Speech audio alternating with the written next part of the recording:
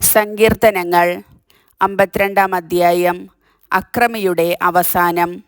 ശക്തനായ മനുഷ്യ, ദൈവഭക്തർക്കെതിരെ ചെയ്ത ദുഷ്ടതയിൽ നീ എന്തിനഹങ്കരിക്കുന്നു?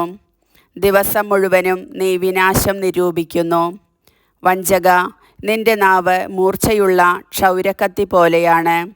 നന്മയേക്കാൾ തിന്മയും സത്യത്തേക്കാൾ വ്യാജവും നീ ഇഷ്ടപ്പെടുന്നു. വഞ്ചന നിറഞ്ഞ നാവേ, വിനാശകരമായ വാക്കുകളാണ് നിനക്ക് ഇഷ്ടം. ദൈവം നിന്നെ എന്നേക്കുമായി തകർക്കും. നിന്റെ കൂടാരത്തിൽ നിന്ന് അവിടുന്ന് നിന്നെ വലിച്ചെടുത്ത് ചീന്തിക്കളയും.